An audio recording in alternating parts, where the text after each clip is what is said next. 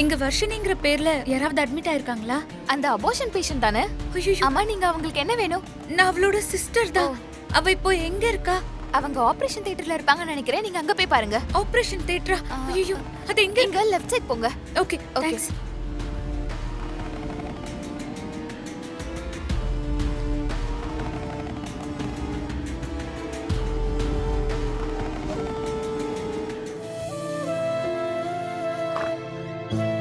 ஐயோ, வர்ஷினி.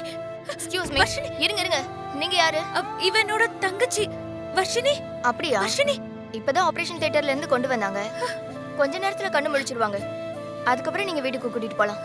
அவங்கள டிஸ்டர்ப் பண்ண வேண்டாம். ஓகேங்களா?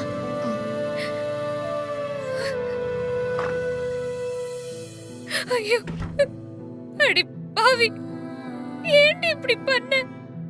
எதுக்கு நீ இப்படி பண்ண? நான் எத்தனை தடவை படிச்சு படிச்சு சொன்னேன்.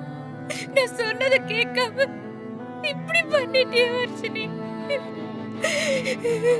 ஏன்டி, ஏன் இப்படி பண்ண? ஏன் இப்படி பண்ண? யாருமா நீங்க? ஏன் பேஷண்ட்டை டிஸ்டர்ப் பண்றீங்க? நீங்க அவங்க ரிலேட்டிவா? ஆமா டாக்டர், இவ என்னோட தங்கச்சி தான் டாக்டர். என் தங்கச்சிக்கு இப்ப எப்படி இருக்கு டாக்டர்? அபார்ஷன் பண்ணாதன்னு நான் படிச்சு படிச்சு சொன்னேன். ஆனா அதெல்லாம் கேட்காம என்கிட்ட கூட சொல்லாம இப்படி இங்க வந்து அபார்ஷன் பண்ணிருக்கா. டாக்டர், அட்லீஸ்ட் நீங்களாவது இவளுக்கு அட்வைஸ் பண்ணிருக்கலாம்ல. தனியா வந்து இப்படி அபார்ஷன் பண்ணிருக்காளே. உன் தங்கச்சிக்கு அபார்ஷன் பண்ணியாச்சுன்னு யாருமா சொன்னது? என்ன டாக்டர் சொல்றீங்க? இந்த பொண்ணுக்கு அபார்ஷன் பண்ணல. அப்போ வர்ஷினிய ஆபரேஷன் தியேட்டர்ல இருந்து இப்பதான் கூட்டிட்டு வந்ததா நான் சொன்னாங்களே. ஆபரேஷன் தியேட்டருக்கு கூட்டிட்டு போனதெல்லாம் உண்மைதாம்மா. ஆனா உங்க தங்கச்சி ரொம்ப வீக்கா இருக்காங்க. இந்த நேரத்துல அபார்ஷன் பண்றது அவ்வளவு நல்லது இல்லைன்னு அவங்க கிட்ட நான் சொன்னாலும் அது அவங்க கேக்குற நிலைமையில இல்லம்மா. பிடிவாதமா அழுதாங்க.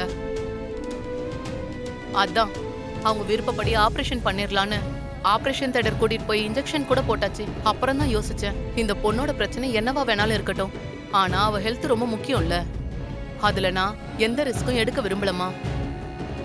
அவங்களுக்கு மயக்கம் தெளிஞ்சு எழுந்ததும் அவங்க கிட்ட பேசி கவுன்சிலிங் கொடுக்கலான்னு இருந்தேன். ஆனா இப்பதான் நீங்களே வந்துட்டீங்களே. உங்க சிஸ்டர்ட்ட நீங்களே பேசி புரிய வைங்க.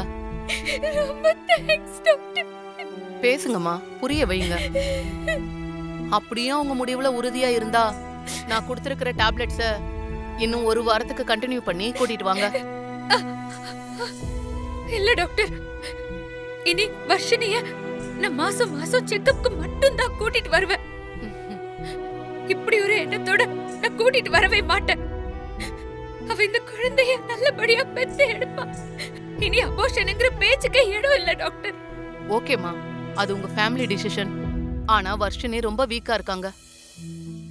இன்னும் 3 மாசத்துக்கு அவங்கள கஷ்டமான எந்த வேலையும் பார்க்க விடாதீங்க.